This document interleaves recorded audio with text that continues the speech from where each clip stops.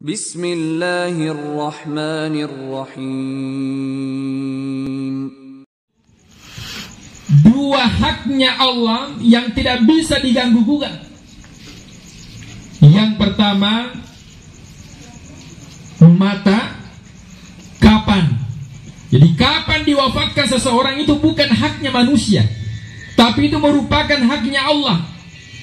Maka mata ini tidak terikat dengan usia, tidak terikat dengan penyakit seseorang, dia sakit atau tidak sakit, dia muda atau sudah tua. Ketika tiba ajalnya, mesti kembali kepada Allah. Kenapa? Karena kapan diwafatkan seseorang, itu merupakan haknya Allah Subhanahu wa ta'ala. Yang kedua, haknya Allah adalah aina, di mana diwafatkan seseorang. Ini juga merupakan haknya Allah, bukan haknya manusia. Bahkan bukan haknya dokter. Sekalipun seorang dokter sudah memvonis bahwa seseorang itu meninggal, tapi ketika Allah belum menentukan ajalnya, pasti tidak meninggal.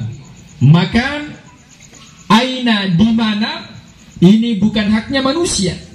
Biasa ada orang bersaudara itu bertengkar. Gara-gara apa? Ternyata meninggal orang tuanya di rumah. Dia bertengkar. Kenapa bertengkar? Kenapa tidak dibawa di rumah sakit, obat bugis?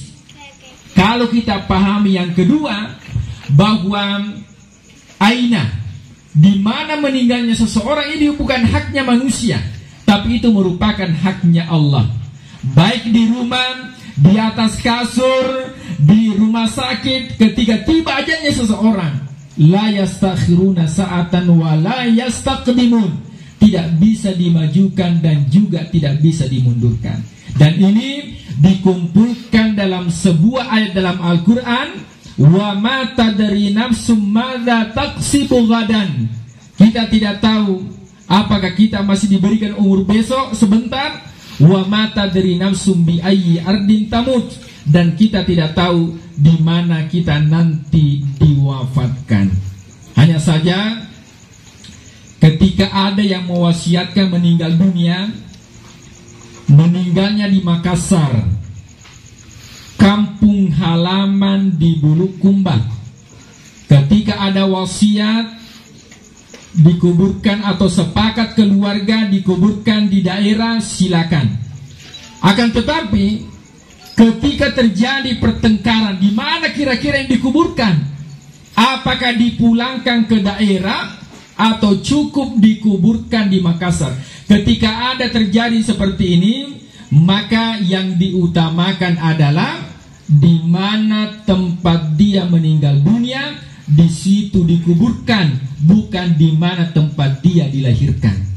Maka Rasulullah SAW dilahirkan di kota Mekah, tapi meninggalnya di Madinah, maka kuburannya berada di Madinah.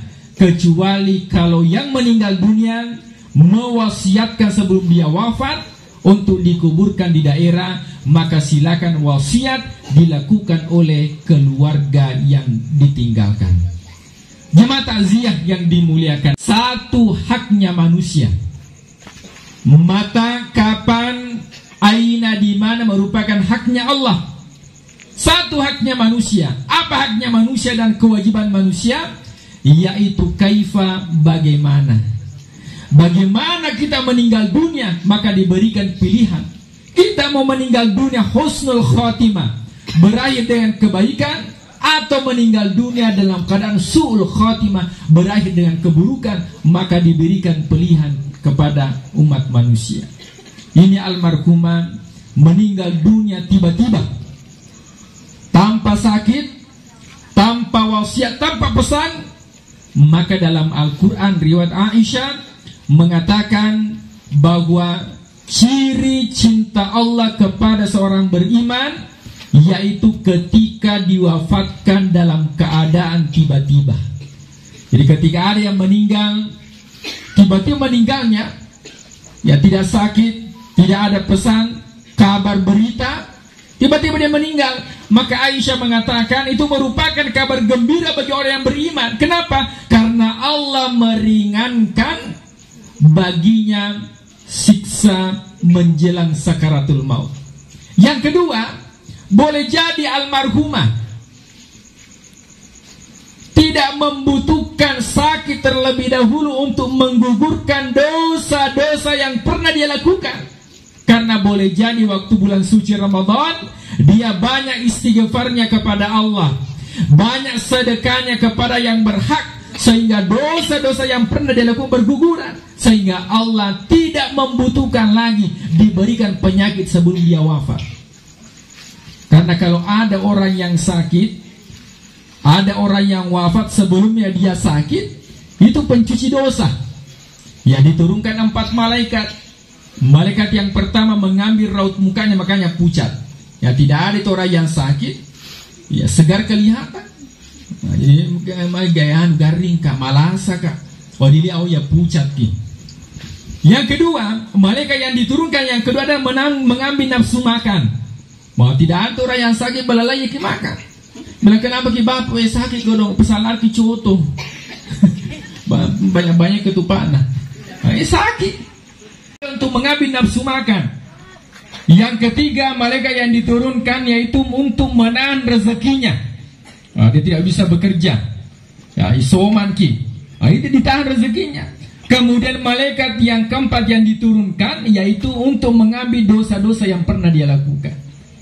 Ketika ditakdirkan oleh Allah dipanjangkan umurnya, malaikat yang mengambil raut mukanya dikembalikan, segar kembali. Malaikat yang mengambil nafsu makannya dikembalikan. Malaikat yang mengambil rezekinya, menahan rezekinya dikembalikan. Dan malaikat yang mengambil dosanya mau kembali, maka Allah mengatakan tidak usah kembali, sudah kuampuni dosa yang pernah dia lakukan selama dia sakit tidak mengeluh kepadaku. Jadi dia sakit, diberikan penyakit, tapi dia tidak mengeluh kepada Allah. Dia mengatakan, ya Allah, barangkali ini yang terbaik.